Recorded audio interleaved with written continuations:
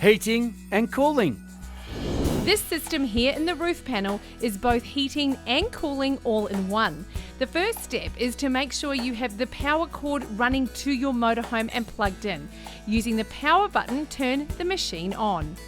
Pressing M, which is the menu button, will shift you through the different options. The snowflake is for air conditioning or cooling if you want to cool down the motorhome.